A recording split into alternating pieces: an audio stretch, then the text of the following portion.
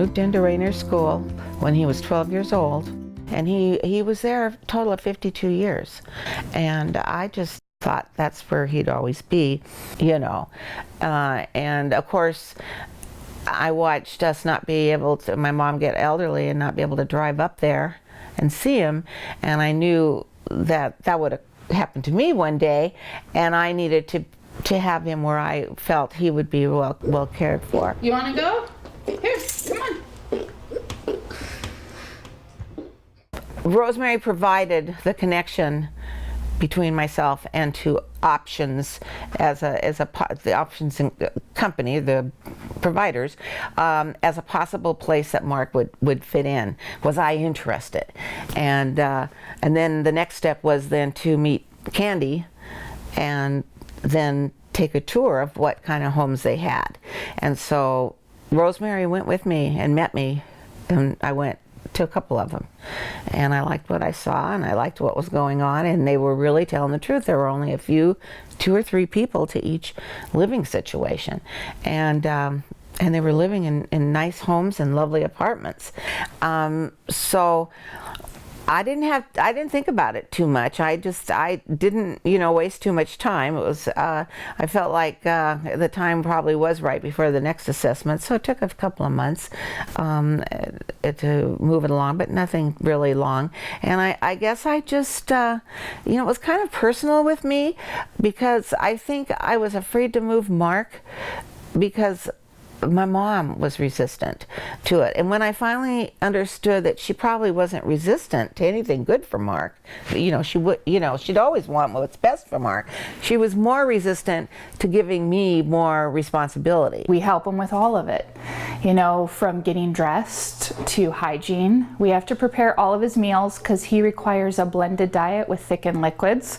So we have to do all of that for him. We take him grocery shopping. If he needs clothes, we take him clothes shopping. And Options is a very active company. We go to sporting events, we go to concerts, and if we think Mark will enjoy it, we provide one-to-one staff, and we take him to all those activities so that he can do that too.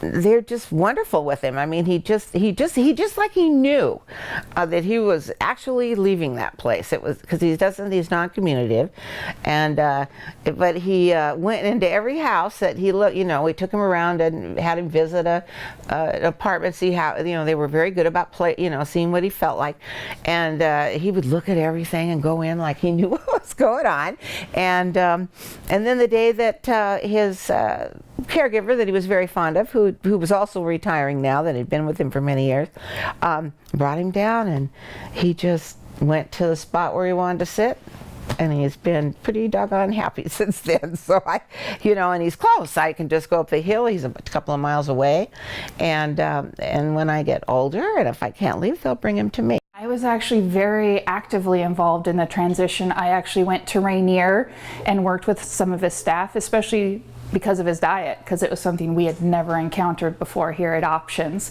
So I worked with a lot of his support staff to learn that, and then transitioning here.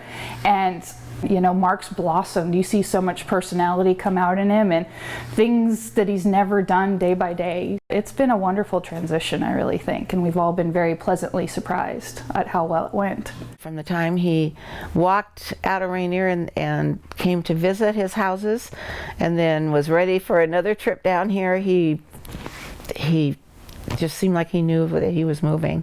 And he doesn't have bad days, they say. He just doesn't fuss or get unhappy about anything, because all his needs are met all the time.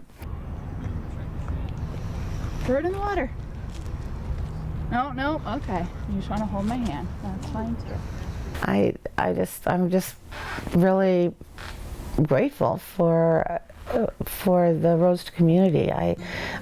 It's the way it should be. That inclusion in the community is what every human being wants and every human being deserves.